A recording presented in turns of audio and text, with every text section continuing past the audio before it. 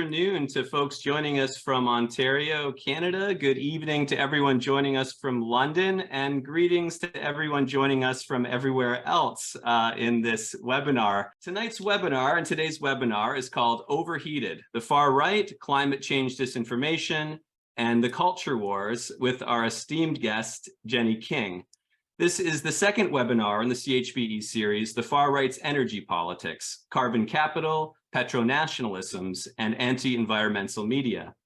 I want to thank all the good folks of the Petrocultures Research Group, the Energy Humanities Network, and the Climate Commons Working Group at Carleton University for supporting this event. Thanks, Jennie, for joining us for tonight's event to share your knowledge with us. A few words about Jennie before we get started. Jennie is the head of the Institute for Strategic Dialogue's Climate Research and Policy. She's been leading international efforts to translate ISD's digital research into frontline programming and response for years. Through the ISD, Jennie helped found Climate Action Against Disinformation, a coalition of over 50 organizations working to identify, analyze, and counter this issue worldwide. She has spearheaded investigations on climate denialism and discourses of delay in contexts including Australia, Canada, Central Europe, Germany, South Africa, the US, and the UK.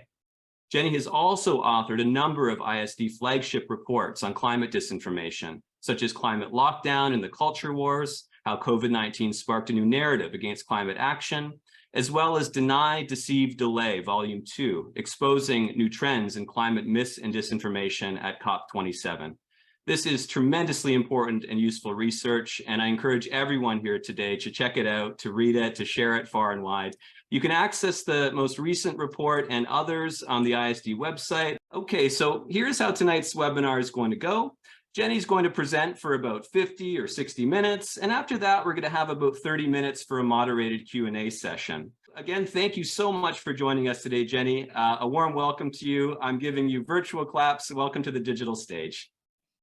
Thank you. And whoever is the host, I don't know if it's you or Brad, could you allow me to share my screen? Thank you for having me today.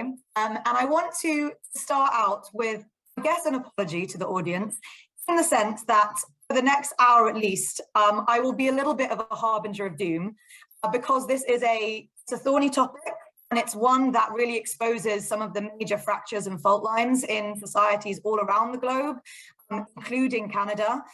And certainly for the first part of the presentation, it will feel a little bit like an onslaught of lots of bad news.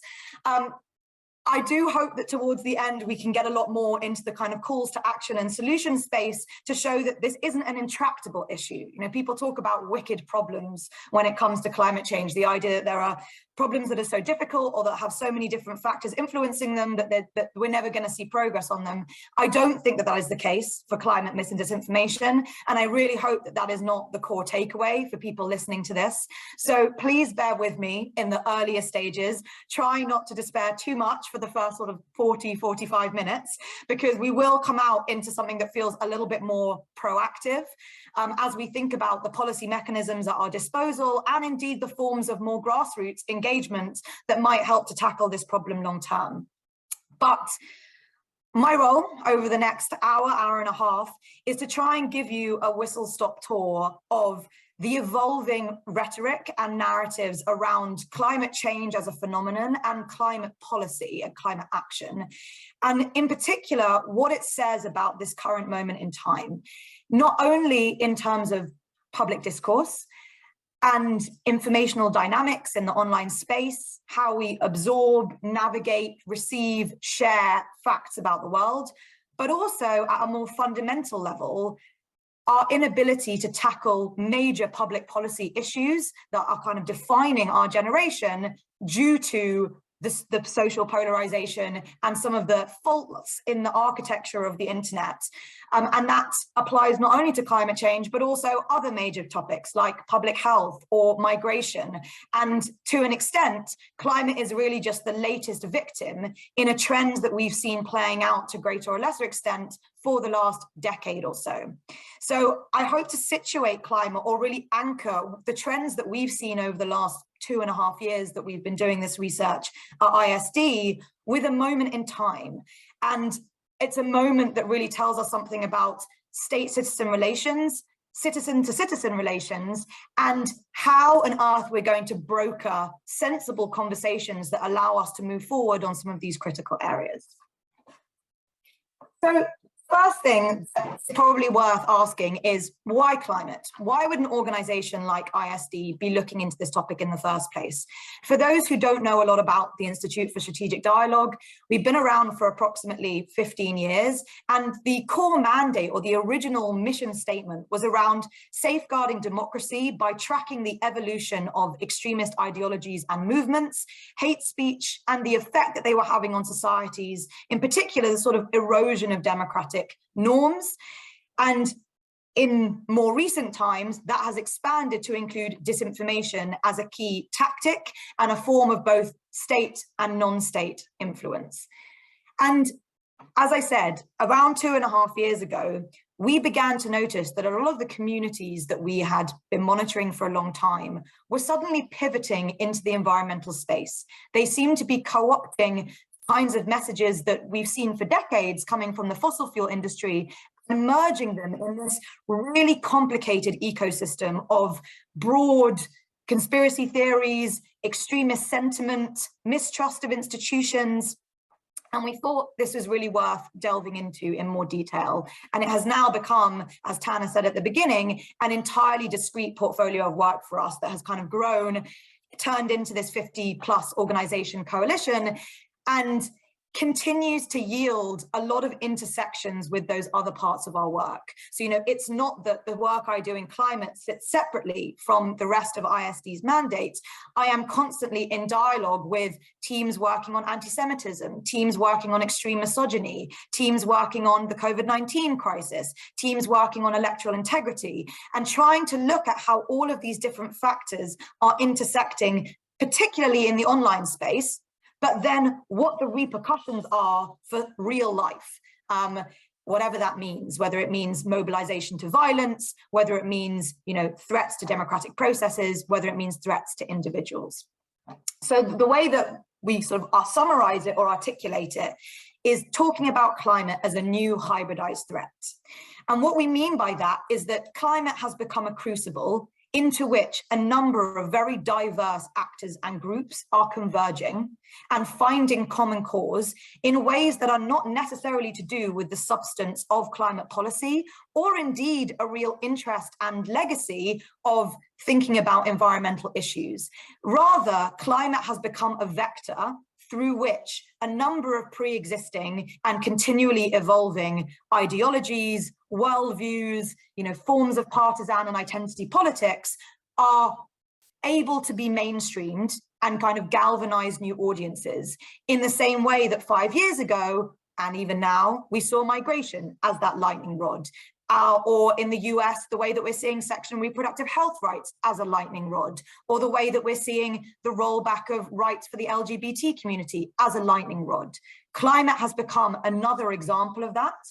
And as such, there's an entirely new way of understanding the information dynamics that are at play that are quite different from, I think, people's sort of traditional conceptions that it's the fossil fuel lobby and the carbon major companies and sort of have an image of the disinformation space that maybe is harking back to the 1970s, 1980s, 1990s, but don't actually reflect the reality of what's taking place across digital platforms and across social media. Another question to ask is, why now? There have been people that have a vested interest in denying the realities of climate change and indeed influencing public opinion on the responses to climate change, going back all the way, as I said, to the 1970s.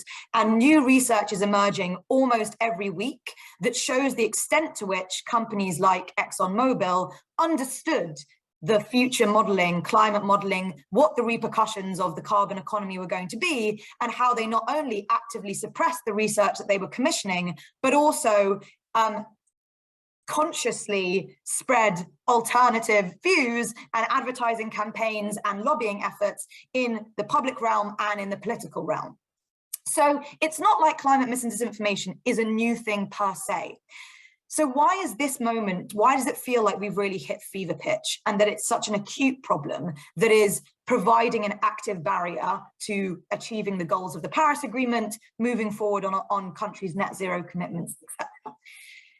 I think that the point, or the wider context that really needs to undergird everything that I say over the next hour, is that we are existing in this moment.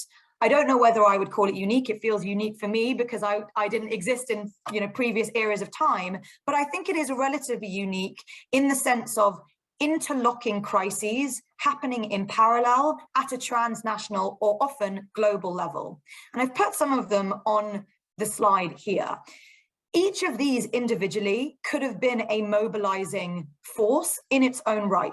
But when you add them together, you actually have more than the sum of its parts in terms of creating fertile ground for disinformation to thrive, as well as more extreme versions of radicalization, mobilization to violence, etc.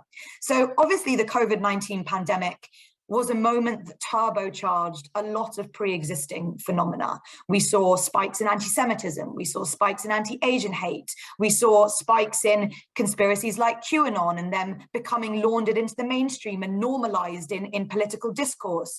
We saw different extremist groups suddenly coming into contact with each other in these new spaces that had formed online to oppose public health measures. So that was a radicalizing event, a turbocharging event, whichever language you want to use.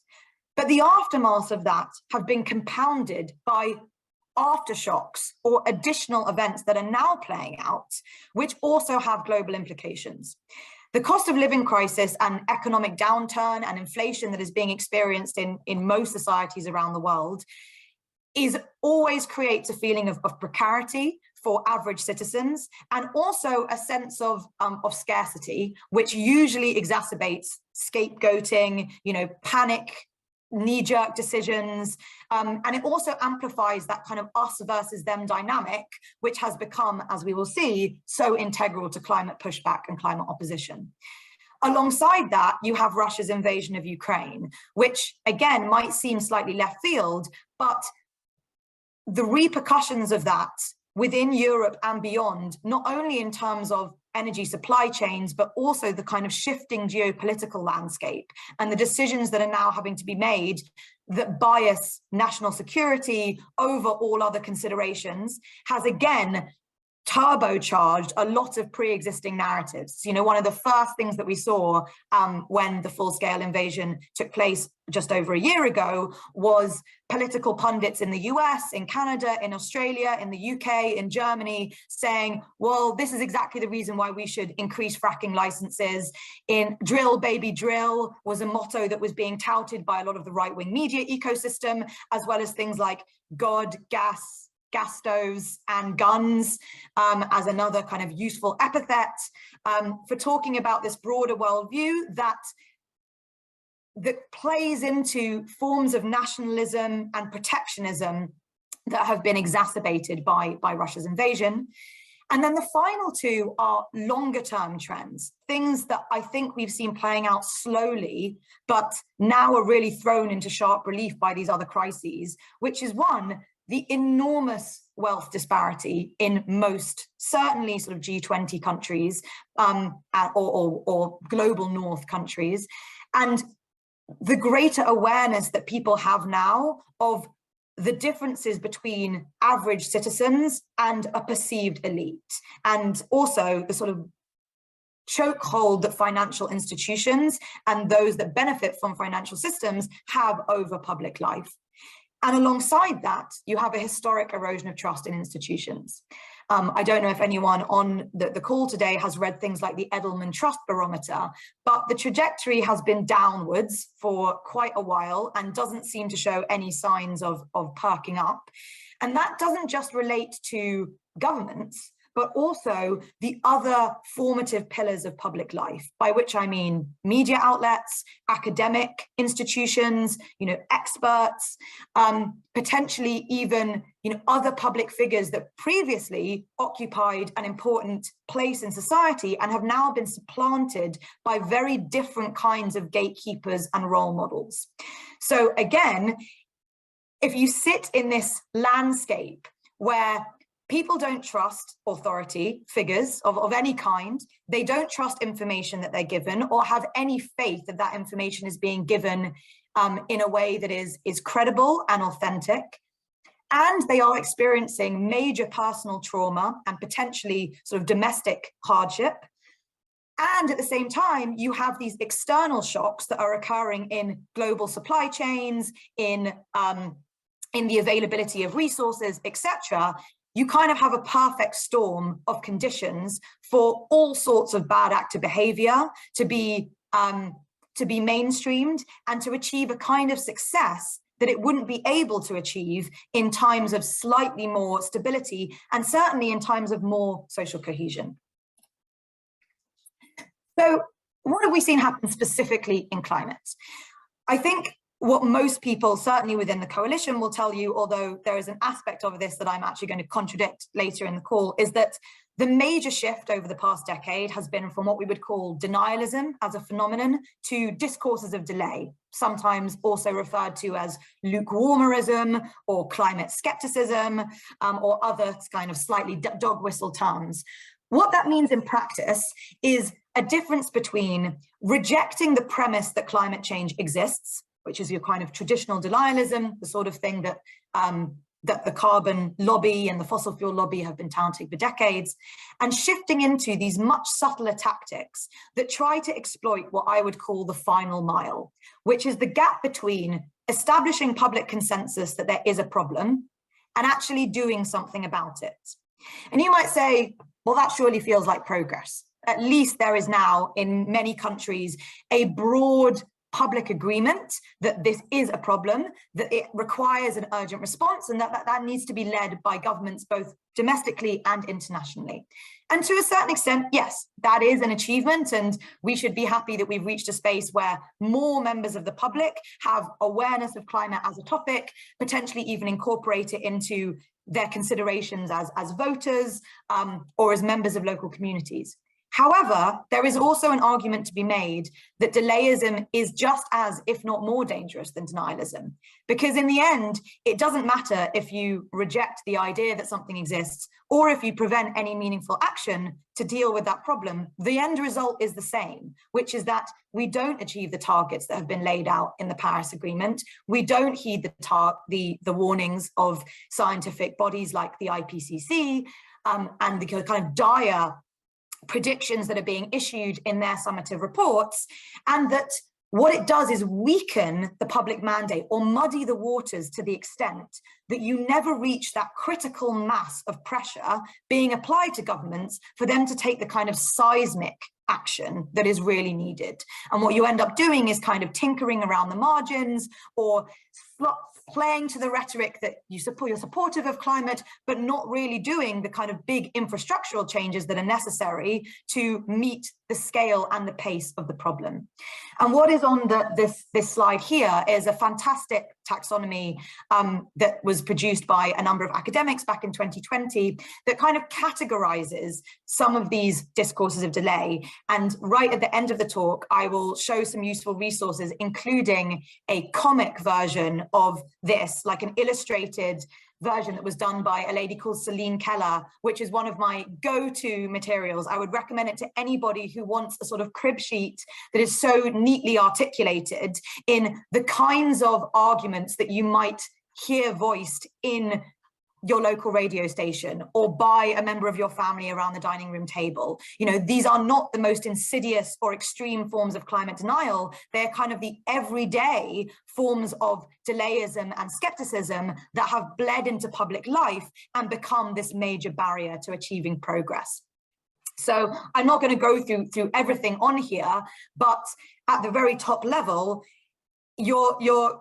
the rhetoric kind of breaks down into these four subcategories, which is that, well, the problem is so bad that we're never going to be able to fix it, so we may as well preserve the status quo and enjoy the lifestyles that we currently have, and kind of preying on that latent doomism, it's sometimes called, you know, that feeling of impotence, that feeling of helplessness, and saying, yeah, it's just a foregone conclusion. We should probably carry on as we always have. And, you know, it's one for future generations to contend with.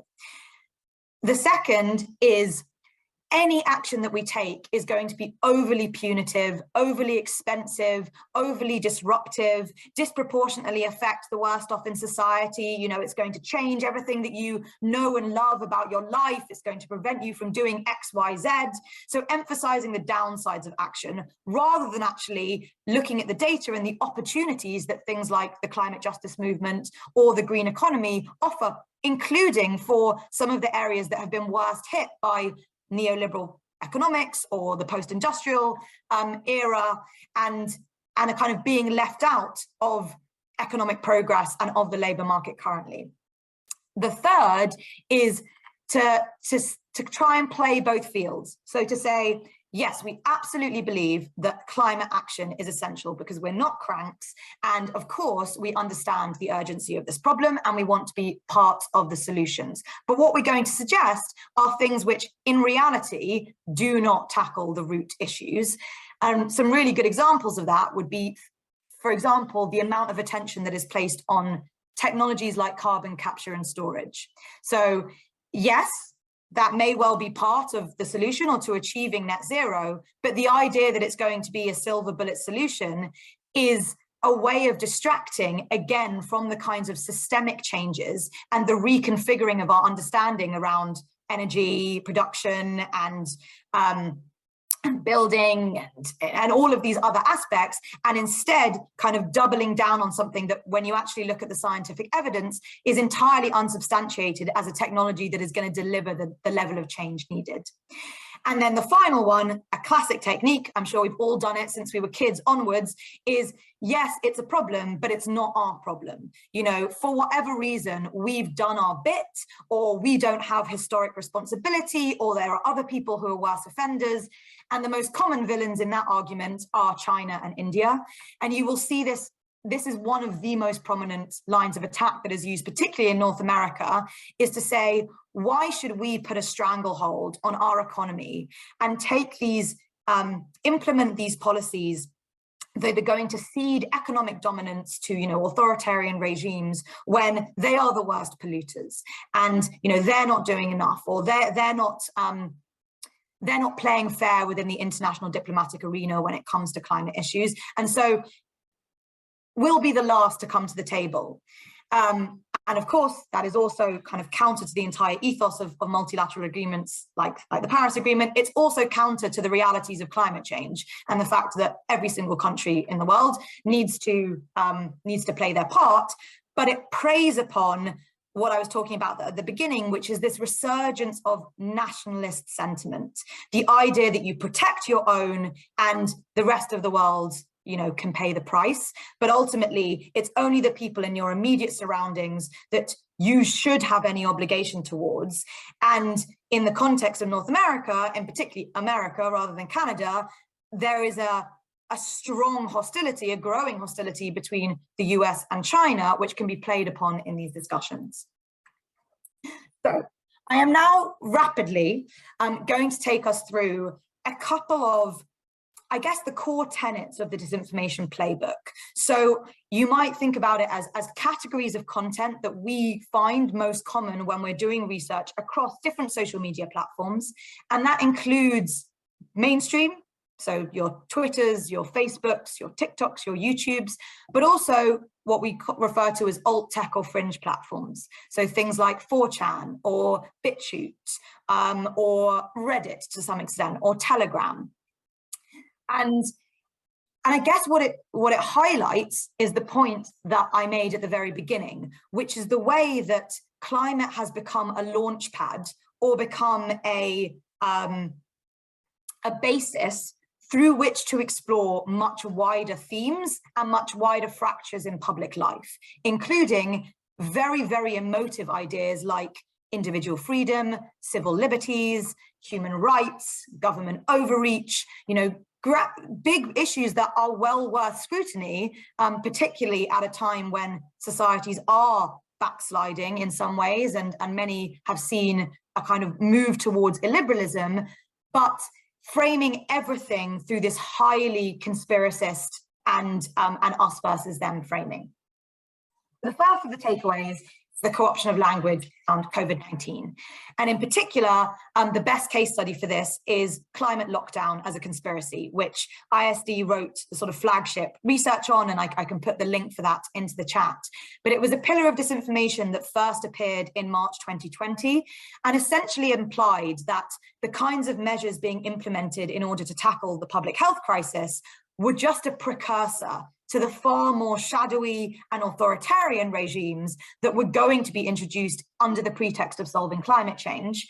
And depending on the spectrum or the extremity of the content that you were looking at, that could go all the way into the kind of great replacement, great reset QAnon space. So sort of implying that COVID-19 and climate change were both examples of this effort by, insert villain, George Soros, a cabal of Jews, the global financial elites, to remake society in their image through tackling these crises that had been invented or certainly exaggerated. And what made this so interesting for us, and I think has really embedded it at the heart now of climate opposition, is that COVID-19 was a genuinely traumatic time for many people. Millions of people around the globe, if not billions, who overnight saw the realities of their world change in a way that they had never experienced before. And terms like green tyranny or green authoritarianism predated COVID-19. But before the pandemic, they didn't have a lot of heft to them because there were no tangible examples that they could point towards that gave people a sort of a lived experience of what that so-called green tyranny might look like. So it felt like a little bit of a lame boogeyman, as I would say, or a sort of insubstantial threat. When the pandemic happened, suddenly there was this very real crisis that everybody had experienced to greater and lesser extents of trauma that did affect their freedom of movement, their freedom to socialize, their freedom of choice, their freedom of information. And all of a sudden, there was a lot more grist, there was a lot more meat, for want of a better phrase, to this idea that tyranny could be imposed almost overnight, and the realities of your life would become unrecognizable. What's also really interesting to note about this is that, as I said, it first appeared in March 2020. The first examples that we found on social media of the phrase climate lockdown actually came 2 days, I think, after news of the Wuhan outbreak and the lockdowns first emerged into the international news cycle. And they were pushed by a number of fossil fuel linked Twitter accounts in the US related to a think tank called the Heartland Institute, which has been a stalwart of the climate denial and climate delay movement in North America for a very long time. And they spent about 6 months really trying to make this term land and go viral and be picked up by kind of wider communities across social media, to almost no success. We're talking about tens or scores of likes and shares, but nothing beyond that. And it was only when some articles started to come out from, ostensibly kind of left-wing economists or ostensibly pro-environmental media outlets that drew the link between COVID and climate, not to advocate for climate lockdowns at all, but rather to point out that the level of attention and the speed with which societies had managed to mobilize to deal with this crisis needed to be reflected to deal with the challenge of climate change, and that it should be encouraging in allowing us to think creatively about how we tackle that problem coming out of the pandemic. That was the moment and the juncture where something that had been loitering and lurking in the periphery and really failing to gain traction suddenly reached its moment and became viral. And in the report that we produced, we did this timeline over an 18-month period of at what point it was picked up by different parts of the global punditry, different parts of the global media ecosystem, and ultimately ended up in conspiracist communities like QAnon channels on Telegram. So this is quite an interesting case study because, unlike QAnon, it isn't it's not an instance where something originated in these extremist spaces and then bled into the mainstream. It actually came from this kind of mainstream fossil fuel affiliated set of actors who found their moment, found their point of entry into the news cycle, and now this has become just one axis of a message calendar that is trotted out at every possible opportunity in order to turn people against the climate agenda writ large. And a very recent example is the furor over 15-minute cities, which I'm not going to go into in great detail, but I would really encourage people to look at because it has reached Canada. It actually started from a story in Oxford, in the UK. 15-minute cities is not a new concept. It has already been implemented to really great success, or certainly to large public support in major cities like Paris. But there was a suggestion to introduce a traffic calming measure in the University City of Oxford, a policy which would only have affected a few 100,000 local residents. And this became a lightning rod for transnational conspiracist and extremist movements to revive the conspiracy around climate lockdown and use this as what they saw a perfect example.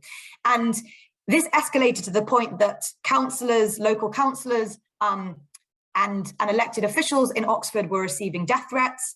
You had white nationalist groups like Patriotic Alternative in Britain turning out on the streets of Oxford to protest.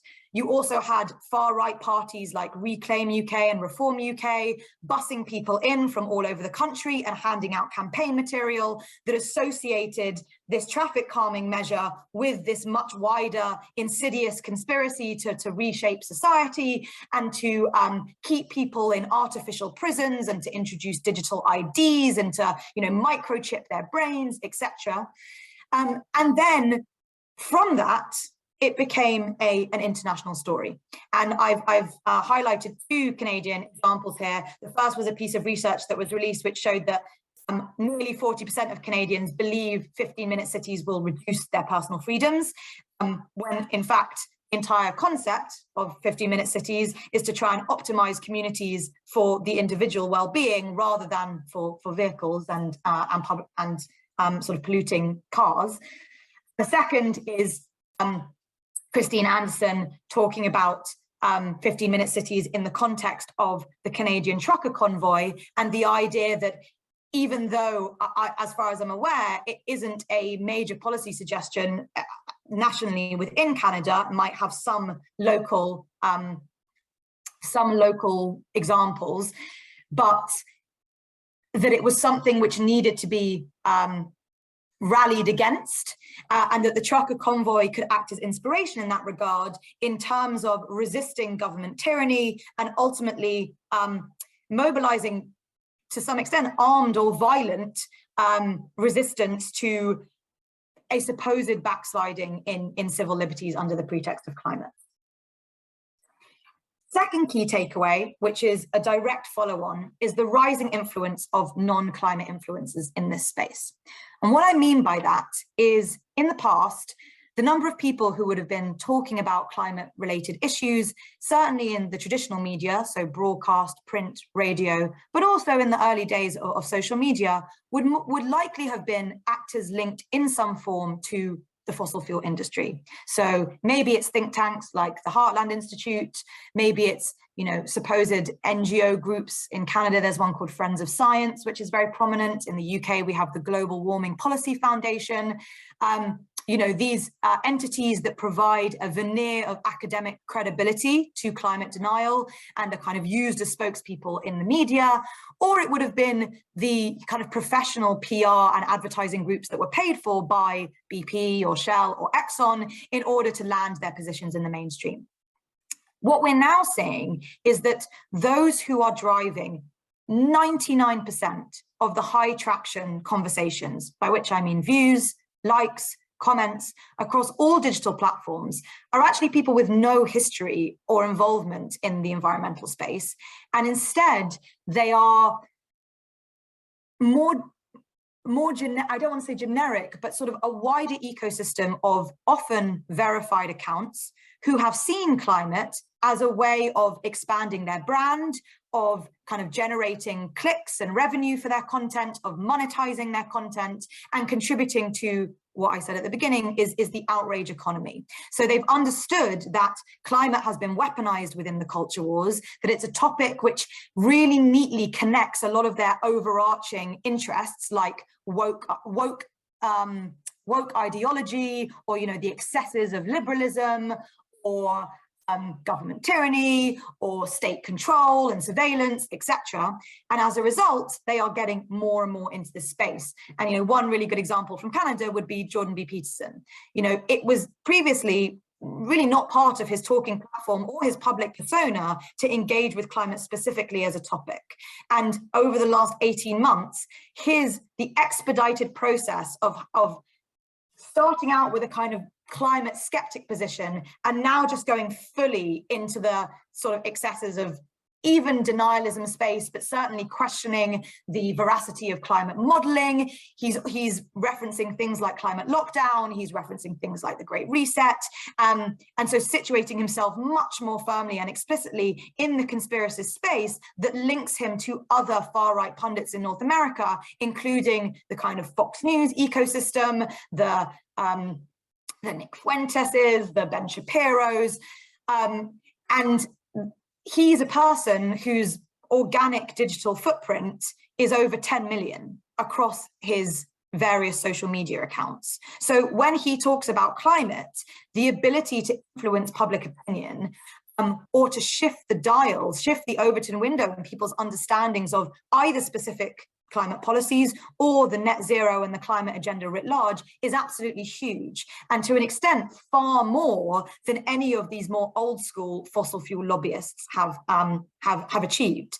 And over time, those two groups are coming into collision with each other in kind of mutually beneficial ways. So it's quite difficult to show financial links or affiliations in terms of a smoking gun. So, you know, a receipt for ExxonMobil paying Jordan Peterson, or paying the conspiracist Paul Joseph Watson, or paying the far-right influencer Peter Sweden in order to post certain content. But there is this kind of nesting doll, Russian nesting doll, of links between that historic and traditional group that has a huge amount of financial resources behind it and a clear interest in maintaining reliance on the carbon economy, and this group of, call them what you will, grifters, pundits, you know, kind of self-appointed gatekeepers. They often refer to themselves as the intellectual dark web, or kind of contrarians, who benefit by being afforded a platform in the public domain through sharing these ideas. These are just, you know, some examples. You have people like PragerU, which is a right-wing digital media empire that regularly gets in the tens of millions of views for every single one of its Facebook posts or its YouTube videos. You have disinformation outlets like Breitbart getting in on this. Zuby is a musician in the UK who has ended up kind of espousing a number of conspiracist positions about everything from public health to climate. You even have parts of the Murdoch empire like Sky News Australia, which benefits from its association to Sky News, but is an offshoot, a subsidiary, and platforms some of the worst forms of both attacks on climate scientists and climate activists, but also outright climate denial and counterfactual speakers. And then you have these broader public figures like Tom Fitton. I think he's got 1.7 million followers. So you can see that the conversation is no longer being driven by those that you might have seen even in the early noughties. And increasingly, where people are getting their information from, and the people who they trust, who they form these kind of parasocial relationships with online, and who happen to be talking about climate and exposing them to climate ideas, are these disinformation merchants, these members of the outrage economy, or these members of the intellectual dark web. The third key takeaway is exploiting the news cycle. And I won't dwell on this because I think I've covered it to an extent with 15-minute cities, but it's the idea that disinformation is opportunist and the anti-climate lobby is certainly opportunist.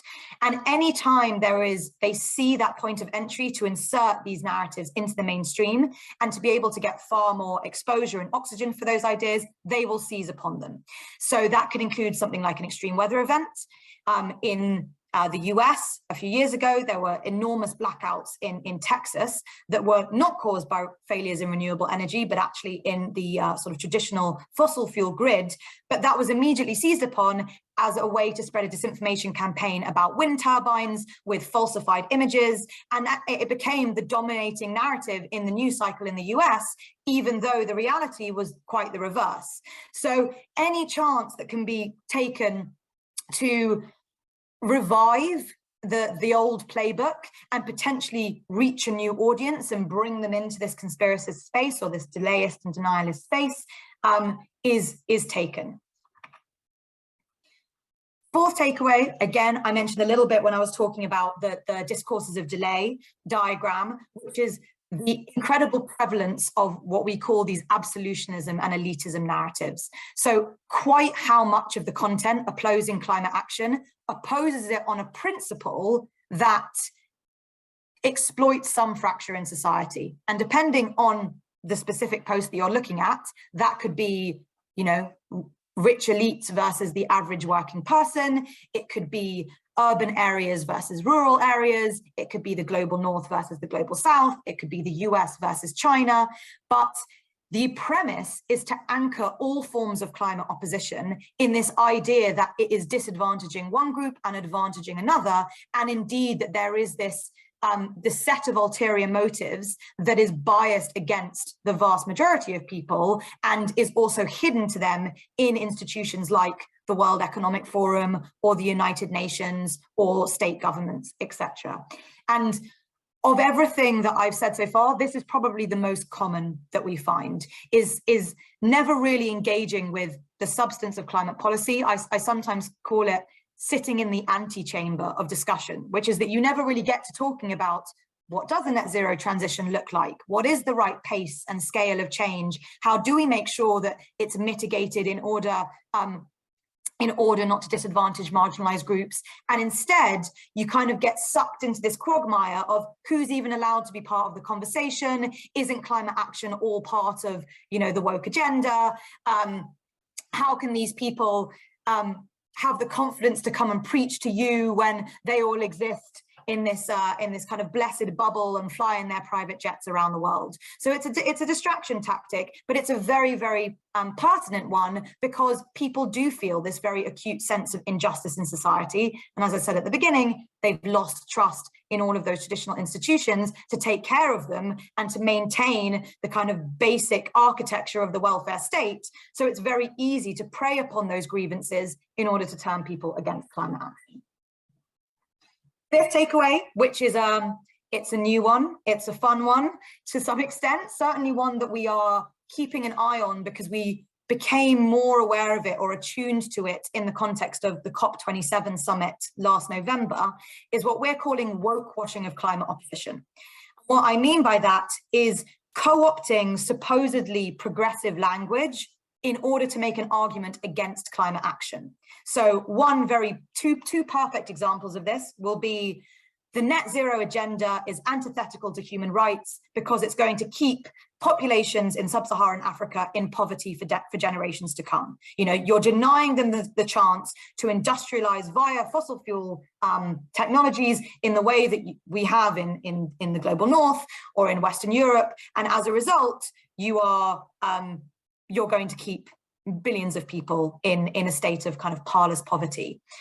Another one will be electric vehicles are not environmentally friendly because cobalt is mined in the Democratic Republic of Congo, which has an extraordinarily bad human rights record. As a result, electric vehicles are kind of negated as a preferable technology, and you should stick with your diesel or fossil fuel cars. And what's really interesting is seeing how state actors, in particular, Russia and China, have espoused this rhetoric in order to prey upon ideas around Western imperialism and post-colonialism. So putting themselves on the side of South Asia or sub-Saharan African countries or even Middle Eastern countries in order to say this whole agenda, the whole idea of the Paris Agreement is a way to maintain a form of power that is centralized in the global north. It is a way of making sure that you are never able to generate economic independence, political independence, and that as a result, you are always kept in this subservient position within global geopolitics. That's the con that's being sold to you under the context of solving climate change. So that has begun to become more prevalent and is largely being pushed by the fossil fuel lobbies in each of these regions, even though it is vocally opposed by actual climate activists, politicians, and climate scientists that come from those particular geographies. Then the sixth takeaway is how Russia's war in Ukraine, as I said at the start, has been used as an excuse, really, to go back on even the very limited commitments that have already been made, and in particular to forefront ideas around energy security, national security, isolationism, etc. In the aftermath of the war, we saw some absolutely extraordinary sort of rhetorical links being made between the West's supposed fixation on the green cult or the religion of climate change and the actual invasion itself. So, for example, mainstream media outlets in the Anglosphere were making the suggestion that because Western politicians spent so much of their time listening to Greta Thunberg and weakening their societies as a result, they had somehow emboldened Putin to feel like he was in a position where he could invade Ukraine. And that now just wasn't the right time to move forward with any sort of seismic policy agenda because we were still dealing with the aftershocks of that conflict. I think this is one of the final two takeaways is the escalation of rhetoric against climate activists. Now, again, it's not necessarily a new thing. I'm sure that organizations like Greenpeace, this will feel like bread and butter to them. They've had, people throw stuff at them in the streets for a very long time. But the way that that is exacerbated and amplified by vulnerabilities in the online space is becoming more and more obvious. In particular, the inability of social media platforms to deal with hate speech and certain forms of hate speech, such as sexual violence, death threats, anti-Semitic rhetoric, transphobic rhetoric, etc. And that what we saw happening around COP27 was not just blaming climate activists for, being woke or being liberal or destroying society, but actually drawing a direct connection and pointing the finger of blame to specific figureheads within the climate movement, and particularly to youth-led factions like Just Stop Oil or Fridays for Future, in saying the reason why the cost of living crisis is happening is because of these people. And there were posts that used highly charged phrases like, they have blood on their hands. They're the reason that your household can't pay its energy bills. They're the reason why you might be left in the cold this winter. They're the reasons why you can't get access to the food that you want in supermarkets. And so it's a much more overt form of scapegoating and also dehumanization that really draws upon whatever the most contentious framing is at a given point in time. So, we've seen suggestions that Greta Thunberg is a man, and she's actually trans, or that her mother is a man. We've seen incredibly insensitive sort of mental health related slurs that imply people who are involved in environmental movements are suffering from a form of psychosis. So really sort of dehumanizing and again, emphasizing that fundamental primal us versus them dynamic, which suggests these people are not like you. They represent everything that you despise. And whenever something is going wrong in your life, or when you look at society and think that it's failing citizens, these are the people who you should blame, and they're the people that you should direct your ire towards. And it wouldn't surprise me if we start to see more mobilization to violence, explicit mobilization to violence in relation to some of these movements that are out on the streets, because that has been the trend in a number of other spaces in recent years. And then the final takeaway, this is where I contradict what I said at the beginning, is that denialism is making a comeback.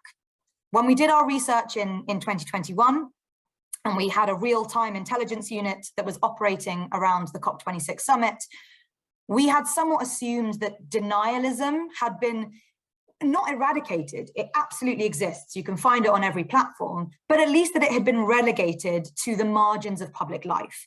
It didn't have quite the same cachet as it did previously. It was considered to be a little bit more unpalatable. You know, society has moved on, public opinion has moved on.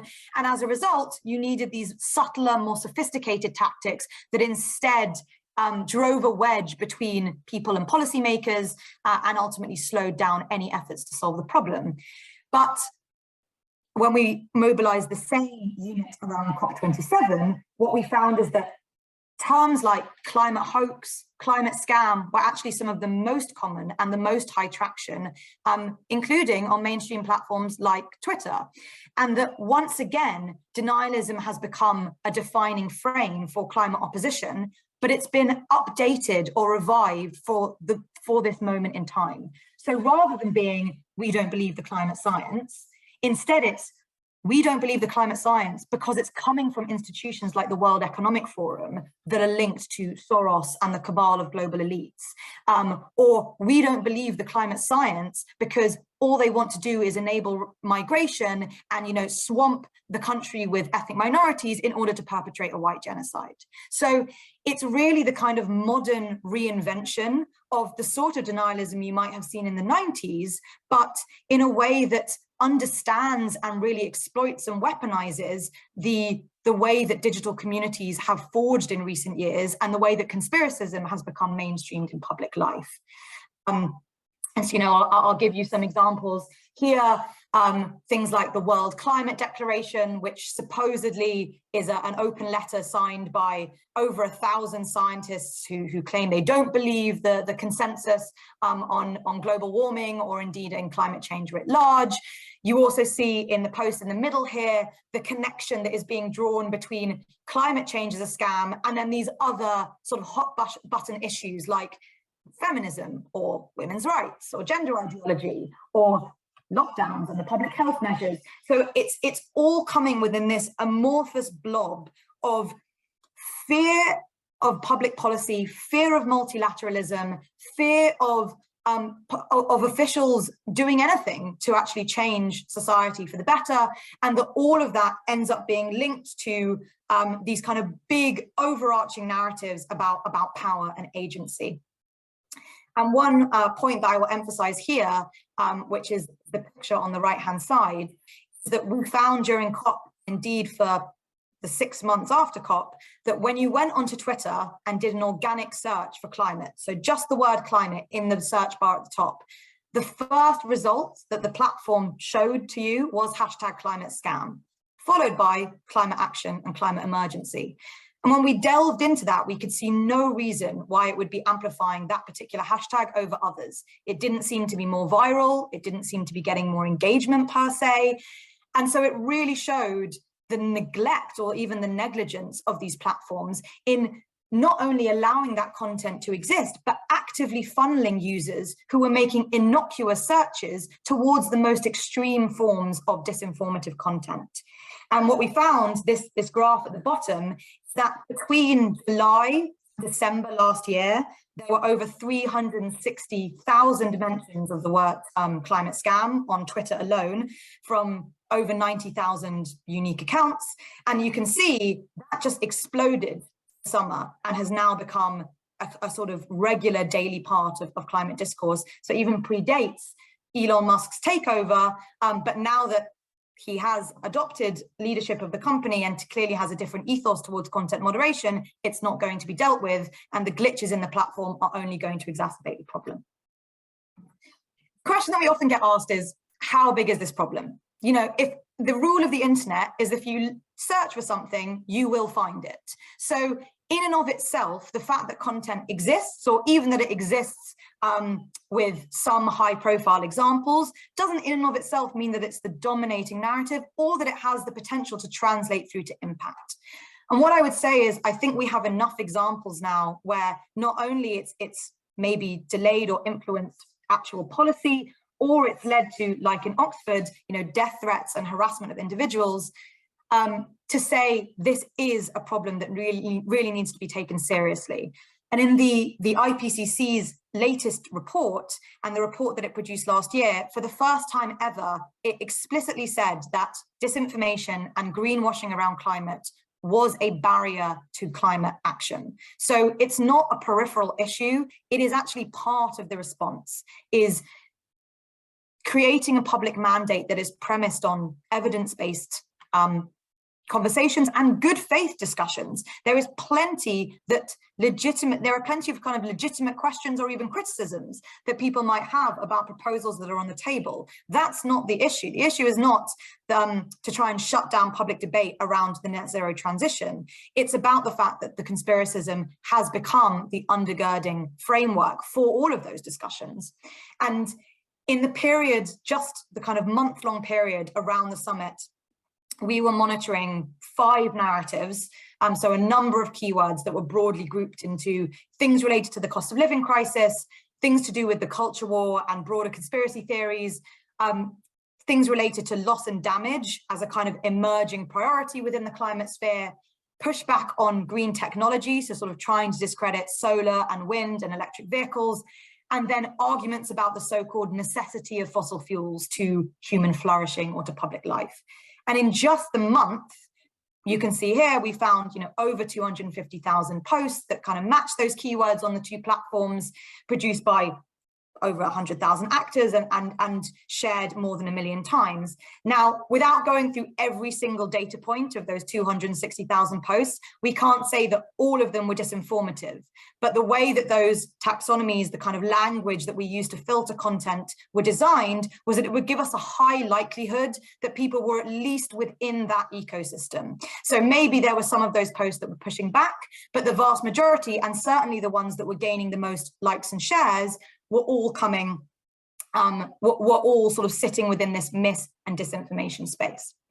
And what we found was that anti-woke messaging eclipsed the popularity of absolutely everything else. So even, the very well-worn arguments trying to deny wind and solar energy were being drowned out by this wider culture wars rhetoric, which sort of demonized climate action or those involved in the climate movement as a whole. And then it was followed by climate change as a hoax and this resurgence of denialism. And I guess this was a piece of work that some partners of ours did in a project called Cards, and you can see the subclaims that were most popular within the data set that we gave them. So climate actors are alarmist, climate change is a hoax, people need fossil fuels, climate policies are harmful, climate policies are ineffective, as the top 5. And just to highlight how centralized this problem is, I would estimate that there are maybe 50 to 100 accounts across the digital sphere that are responsible for either originating, amplifying, or mainstreaming and laundering the worst examples of climate mis and disinformation into the mainstream. And those accounts are more often than not verified by the platforms. They're blue tick accounts, and they are afforded additional credibility via that status. So in the context of Twitter, we looked at 12 super spreaders, we would call them, of these discourses of delay. And those accounts had between 65,000 and 1.2 or 2 million, followers. So, the smallest account still had 65,000 followers, and 9 of 12 of them were verified, either legacy or they had purchased the Twitter Blue subscription, but now there is no way to distinguish between those two. And within that group, you absolutely saw the non-climate influencers coming to the fore. So, professional conspiracy theorists, who sell merchandise and direct people towards sort of monetized forms of content, whether it's Substacks or whether they are operating on channels like YouTube, where they're able to generate advertising revenue. You also saw people like Jordan B. Peterson. You see some of these kind of shills for the fossil fuel industry. The other thing that we found we ran comparative studies in 2021 and 2022 that looked at the wider network of who was following super spreader accounts. So we took, let's say, 50 super spreaders of misinformation, and then Graphica, our partner, did very, very complex mapping that then grouped people into kind of broad thematic communities. And in 2021, they found that accounts that were skeptic of the COVID pandemic, so either didn't believe that it existed or sort of had very visceral pushback to the public health measures or to vaccines, they made up about 12% of this network following the climate super spreaders. And this year, that had gone all the way up to 22%. And what that means in practice is that the online communities that forged around COVID-19 are bleeding more and more into the environmental space, not least as the pandemic becomes less of a kind of relevant story in the news cycle. They are now glomming onto other issues and finding common cause with those who are opposing climate action. So you really begin to see the confluence and the nexus between these quite independent and in some ways discrete movements who increasingly come into contact with each other, follow the same people, sort of connect their issue sets with each other, and therefore amplify and become mutually reinforcing.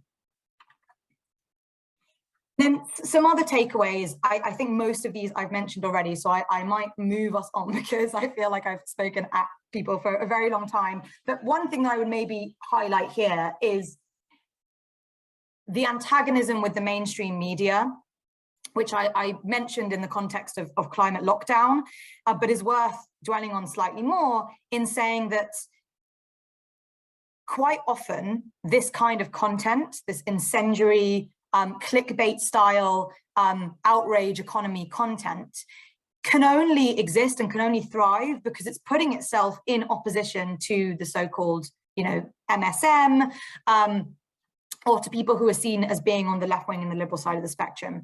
And that does have implications for the way that we think about how news coverage is done of climate issues and how you cannot sort of play into the hands of these actors in providing them with vocabulary that is so clearly going to galvanize new conspiracies, or that is kind of tone deaf to the current moment that we live in.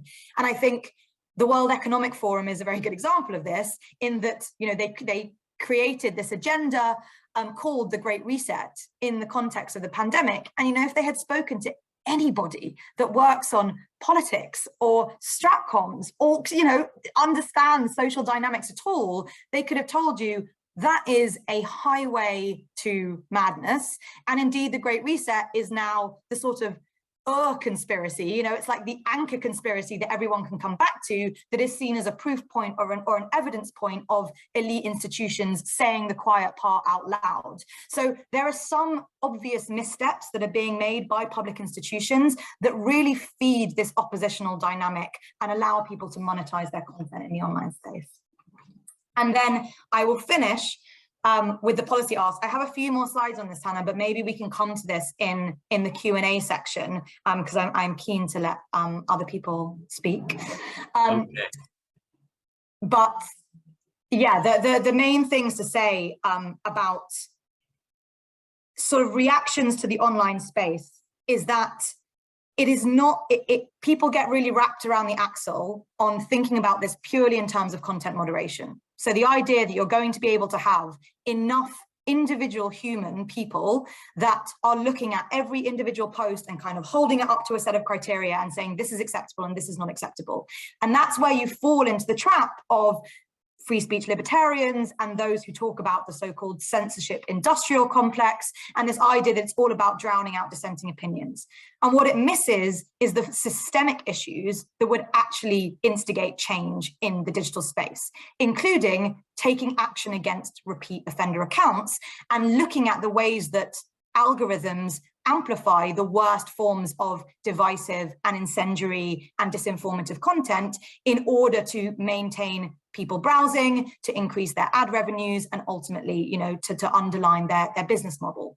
So what we're doing now in working with both particularly European policymakers, but also some other contexts, the UK, the US-ish, although the likelihood of any of that legislation passing is more limited, is really to think about this from a much more structural point of view and to use mechanisms like the Digital Services Act, which are meant to hold very large online platforms to a far higher level of transparency and scrutiny, and really to think about safety by design rather than sticking plasters on, you know, these crises as they emerge and constantly being in a position of firefighting, is that climate should be considered as a key vector of harm within that conversation.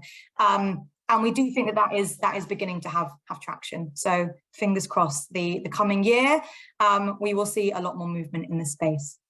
Tanner, over to you. Wow, amazing, Jenny. Thank you so much for that. There's just so much there. I think we could probably continue on for a few hours. It was just so informative and rich and thoughtful. We do have time for some questions now from the audience, from the attendees. I do see a few within the chat bar that relate to a number of different facets of the presentations, and I'm just going to sort of do my best to synthesize and then read them to you. Okay, when we think of hate and extremism, so often we immediately think of the various forms of racism, xenophobia, sexism, and so on. Given climate denialism, delayism is increasing, you know, and its increasing prevalence on the far right, do you think that more anti-hate groups should dedicate more specific resources to monitoring these forms of climate disinformation denial? Is dedicated climate denial monitoring happening to a satisfactory level within the anti-hate research space and advocacy space? No, increasingly so. So one of the things that we do is we have dialogue with most of the major tech companies, which is a, you know, perpetually infuriating process, but one that we do think it's important to maintain, is that there is no point just sitting on the outside and kind of constantly lambasting them, is that we really are trying to change some of the fundamental terms of service or community guidelines, and then when that wording exists, to hold their feet to the fire, as it were, in terms of implementation and enforcement. And we have seen some policy wins in that sense. So for example, our coalition brokered a policy introduced by Google where they said that they would ensure all forms of climate denial were demonetized. They did that in the autumn winter of 2021. What they mean by that is that people should not be able to generate advertising revenue on Google or on YouTube from posting content that is counter to the scientific consensus. Now, it's absolutely riddled with loopholes and it's not being very well enforced, but you still need the language there at the start in order to have something to work from. Many of the platforms have no specific language, and indeed some of them, like Twitter, are moving backwards in some sense, not only in reducing overall resource for content moderation, but also in taking, you know, a highly libertarian approach to re-platforming those who had previously been banned and were known as being kind of perennial perpetrators of hate, disinformation. You know, Global Witness, which is another partner within the coalition, they actually published a report today, I will post a link to it in the chat, that polled 500 scientists and climate experts around the globe of their experience of online hate, the effect it was having on their ability to be spokespeople in this sector, and also to do their work in a constructive way. And they were extremely sobering results. You know, for those who had experienced online abuse, I think nearly half of them said that it was in some way impeding their ability to do their job, that it was making them far less likely to talk about climate in the public domain. And for those of them who were women, they said that the rhetoric was very often gendered forms of disinformation and hate, so, you know, sexual violence, death threats, etc., undermining of them as kind of women in the scientific space. So those are issues that have traditionally been underserved by certainly the tech companies, but there is a huge amount more pressure than there was, particularly on the kind of extreme misogyny issue. And as I said, you know, TikTok have just produced a climate misinformation policy, largely due to their dialogue with us. Facebook have introduced a new climate misinformation policy. So you're at least seeing the tech platforms pay lip service to this idea, but the proof is in the pudding. And I think the reality of the situation is, as I said, you know, a few minutes ago, they're still very keen to fixate on these kind of tinkering around the margin solutions, like, oh, we've created a climate science hub that directs people to good information, which we know is totally ineffective because disinformation gains exponentially more traction than even their own promoted content. So, you know, there's always a little bit of trying to make sure that they can't greenwash the changes that they're making, and that the things are actually dealing with the root kind of structural architectural problems within the platforms. Interesting. I mean, there's a related question, and this sort of relates to the concerns about the green tyranny conspiracy theory that's being pushed by the far right. So is there any tactical risk in, you know, sort of elevating or amplifying or putting, you know, climate information on the top of sort of the algorithms that tech companies are relying upon? Like, might this just sort of feed back into the sort of conspiracy theories around green tyranny controlling tech companies and the information that's being platformed? Absolutely, but it's a kind of damned if you do, damned if you don't. And that's why we're very keen to say this is not about people being unable to say certain things. Rather than getting into this, you know, highly fractious and also entirely unproductive conversation about even deplatforming or the banning of accounts. Why are we not talking about ranking algorithms? Why are we not talking about who is allowed to use your advertising services? You know, we found that $4 million was spent by the fossil fuel industry around COP to promote like fossil fuel talking points. How can you justify supposedly being supportive of the green agenda and continuing to base your business model on these kind of corrupt practices? You know, is that still going to get the same level of hostility and pushback? Of course it is, because you're trying to balance out the playing field. So anyone who is going to be, you know, done a disservice by that rebalancing will be highly vocal about it. And, you know, the Twitter files and the level of controversy that there's been around that, and this idea, totally erroneous idea that social media is somehow biased against those who sit on the right-wing end of the political spectrum, just shows how potent and resonant those conversations can be. I guess I was going to say one other thing, but I've now forgotten what it was. So move on, it will come back to me. So the next question really pertains to the definition of far right, extreme right, as related to climate change disinformation, denial, and deception. So is climate change denial, deception, and delay necessarily far right or right-wing extremism, or is it also, or has it also been part of the mainstream society, perhaps is related to the broader political and economic structures of Western companies, you know, emerging from colonization to contemporary capitalism, which seem to have always been intertwined with the carbon industries and also forms of white supremacy? So how to distinguish between far or extreme right forms of climate change denial, delay, and deception, and forms that predate the far right and that seem to start in the mainstream that continue with us from past to present? Is there a strong connection between climate denial, disinformation, and white supremacy around that? Absolutely. I mean, what I would say is that, to a certain extent, I sometimes call it pick your own adventure conspiracism, which is that you can start out in a place that looks much more like conventional fossil fuel talking points, and you can end up in, you know, the Jews are trying to flood the country with brown people, right? Or you can stay much more in that kind of palatable, socially acceptable space that is ultimately dog whistling to these ideas, or at least seeing the value in them and kind of creating a marriage of interest between these groups, but is never going to go as far as saying that because it's coming from more sober institutions.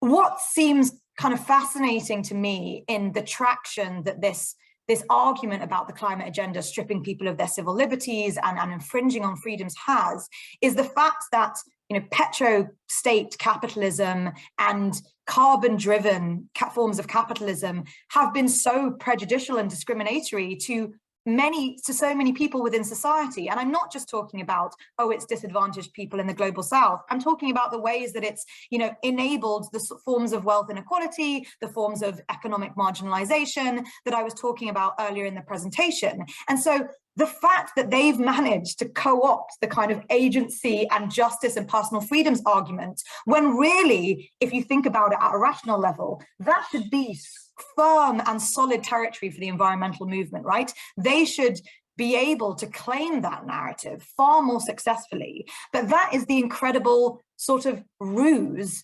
And it helps when you have billions of petrodollars behind your campaigns, you know, like a coalition like ours. We had an operating budget last year, ISD, to do this work of, you know, it's like $10,000.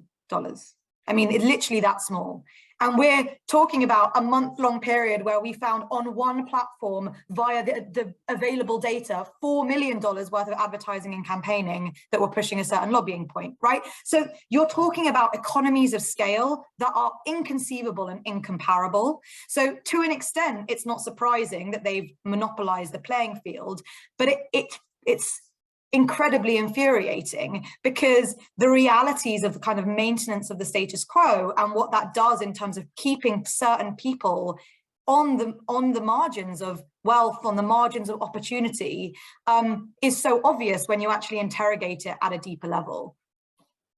So I guess that another set of questions relates to what's to be done in response tactically, strategically, to these far right and right-wing extremist narratives. One attendee says, the presentation really shows those of us who want to address climate change and mitigate its consequences and transition to a green and clean future don't know how to use the internet and social media platforms in compelling ways.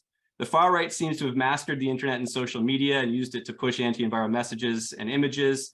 By contrast, the green and sustainability movement's online narratives aren't as catchy, our memes don't go viral as easily. Do you think this is correct? Why might that be so? Why can't people concerned with a sustainable future create stories and logos and memes that are as compelling and attractive and widespread as those purveyors of climate change denial, deception, and disinformation?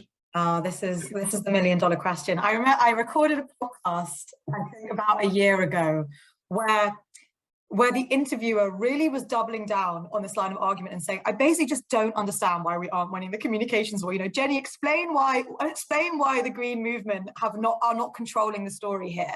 And I felt like the obvious answer was, have you not seen the way that society is playing out at the moment? The level of effective polarization that we're experiencing, the level of identity politics and kind of partisan tribalism that we're experiencing. And what I would say is that multiple things can be true at once. The climate sector can be doing a poor job of storytelling, and they can also have the game rigged against them by the way that traditional and social media operate. And I do think there are elements where both of those are true. You know, it's not the case that there is necessarily a dearth of creativity within the climate space. I think there are some incredibly compelling campaigns, but, you know, you can argue that they're always going to be drowned out by these forms of, you know, million-person verified accounts, particularly because they don't have to traffic in facts, right? And that's the other point that I would make about this is, you know, why is it so hard for us to tell a convincing story about the possibilities of climate action, the necessity, the kind of sense of moral obligation, both to ourselves and to those around us, the sense of global solidarity. You know, there's lots of potentially emotive and beautiful and optimistic arguments at the core of that, but they require nuance. And unfortunately, our current information ecosystem despises nuance. We work in rapid, short forms of engagement with any issue.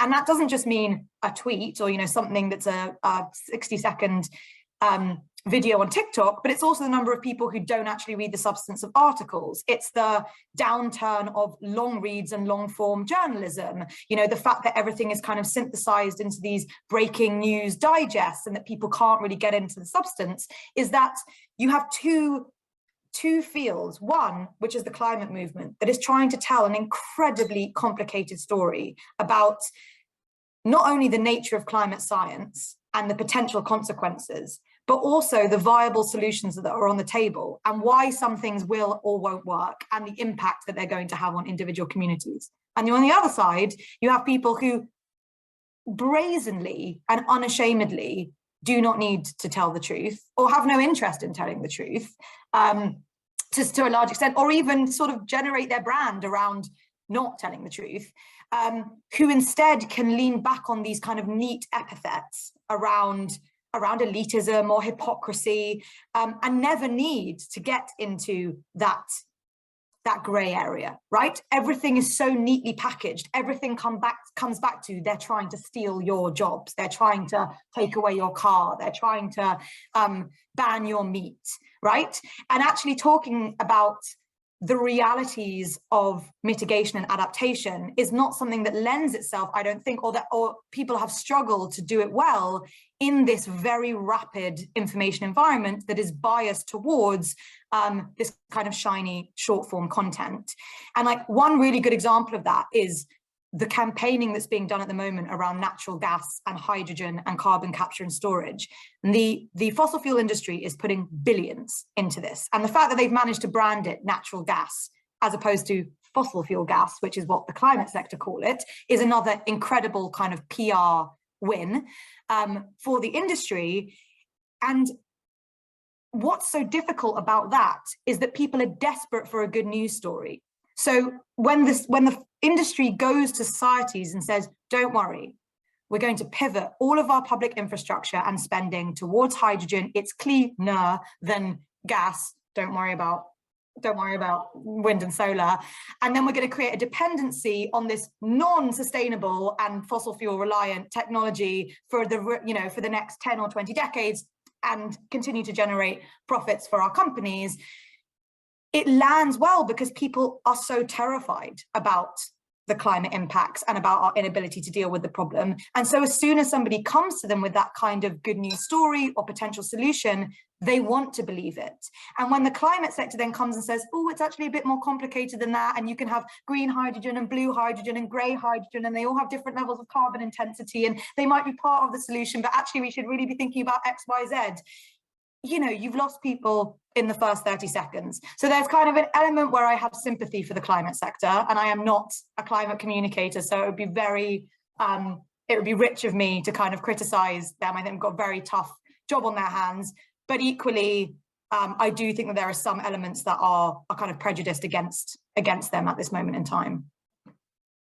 Thank you. I've got a series of related questions. I think you've covered a lot of the answers already to them, but one just relates to generational kind of consciousness raising, awareness, knowledge, activism. I mean, can you comment on this from the point of view of intergenerational equity? Is the youthful college, university generation of students like seeing what's going on, seeing through climate disinformation on the internet, on social media? Is this a generational problem, or is it actually crisscross generations?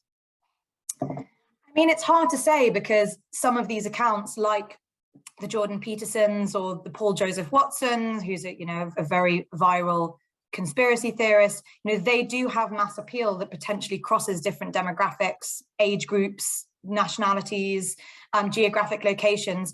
I would say in general, I think that the emergent generation has been brought up with greater inherent awareness of the climate problem. And obviously you're seeing them mobilize in a number of different ways, both in terms of digital activism and sort of traditional forms of non-violent resistance and protest in the streets. So there is clearly a great emotive connection to climate change as the kind of defining problem of their generation. But I still don't think that means that they're invulnerable to disinformation, particularly when it comes to the specificities of these quite complex climate policies. And, climate disinformation is endemic on platforms like TikTok, which have traditionally skewed towards a younger age group. So it's not like it's only taking place in kind of older spaces, but also, the people who still ultimately hold the levers of power in society do sit in those older demographics to the large extent. So the fact that it's so resonant amongst those groups ends up becoming more impactful, at least in the short term. I think that there's two more sets of questions. We might go over by about 3 or 4 minutes, if okay, with you, Jenny, if you're okay with answering this two sort of sets of questions. But I guess the first is, in your opinion, what anti-environmental narrative should be prioritized for countering? I mean, there's so many different sort of deceptive discourses out there right now. Like in your mind, what is the most significant narrative that we should be focusing energy on countering? That's one of them. That's such a tough one. I would say that it should be geographically dependent. But if you're talking about things that are unifying narratives, And if I was advising, Stratcom's people, either within the climate sector or within governments that were trying to implement climate policy, the first would be wresting this narrative around agency and power away from the anti-climate movement and trying really to come up with good framing on climate justice or whatever vocabulary you want to use, but that resituates people and communities within the net zero transition. So that would be one, is the kind of fundamental disinformation that the climate agenda is a way to imprison and limit and control people, rather than a way to kind of have a livable future and also diversify opportunity. And then I guess the other that is most persistent and is really fundamental when it comes to implementing policy would be the discrediting of renewable energies, which takes a number of different forms, but fundamentally comes down to the idea that they're ill-equipped to deal with the needs of most major economies' energy grids, that they are unreliable, that they fail in times of extreme weather, that they kill animals. We've just seen a resurgence again of that around offshore wind turbines, a disinformation campaign that suggests they kill whales. We've seen it around wind turbines supposedly killing birds. We've seen the idea that wind turbines issue an infrared sound that causes cancer. So, all of that stuff that essentially comes back to that crux premise, which is that fossil fuels are the only way for societies to currently survive. That's probably a kind of central core form of disinformation that seems to sadly continually need to be re-emphasized, and is, if anything, kind of becoming more persistent in public life as the cost comes down, as the viability of those technologies comes down. You see a kind of inversely proportional increase in the PR and the lobbying and the attempts to discredit it. There's many questions here, so we didn't have time to answer all of them, but the last I'll take up is from a librarian in attendance. Can you provide advice on what those working in public libraries and colleges and university libraries could do to tackle anti-environmental discourse and provide citizens and students and social media users with the ability to separate information from disinformation about the planet and climate?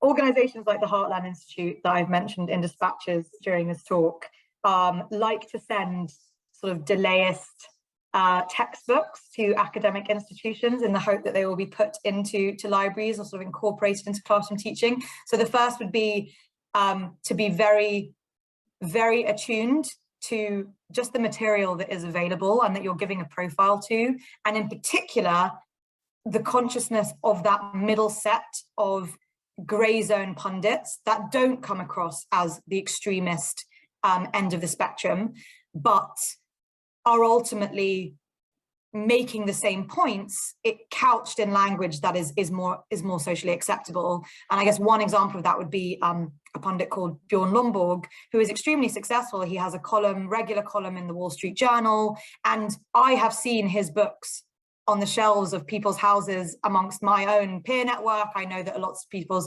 parents have read his book, and it's seen as being this kind of fiscally responsible assessment of climate science and data. And it's those kinds of things that it's sort of understanding the background of these actors and I would go to databases like DSMOG and just Google who these people are, because they very often have extensive backstories that are documented by organizations like DSMOG and maybe even show their financial affiliations to the fossil fuel industry. And it's just a way of making sure that the kind of actors that you're shining a spotlight on are not compromised. I guess that would be one thing. I don't feel like I have a fantastic answer, to be honest. And then actually, I guess the other one would be thinking about libraries as a kind of convening space and a way for people to engage with topics safely is hosting events that really are very grounded in the local community. So rather than talking about climate change as this massive abstract global problem that, you know, feels very difficult to get your head around, is that you do an event where you really think about the implications of climate policy for your council or your borough or your region, and maybe bring in people who are either on the coalface, no pun intended, of climate action, or who are kind of being affected by the climate crisis. And it's a way of personalizing and humanizing that experience so that it feels much more relevant to people's everyday lives. And I think libraries can be a good space to do that in a way that feels sort of non-partisan and more neutral. This has been a really, really enjoyable presentation, an informative one. I want to thank you for being here with us today and tonight to share tremendous work. And please, everyone, be sure to read Jennie's and ISD's new report, and I've put it in the chat bar below. Again, thanks to our friends at CHBE, the Petrocultures Research Group, Energy Humanities, and Climate Commons for your support, and to everyone else who has joined us this evening. Good night or good day, everyone. We hope to see you again for future CHB events.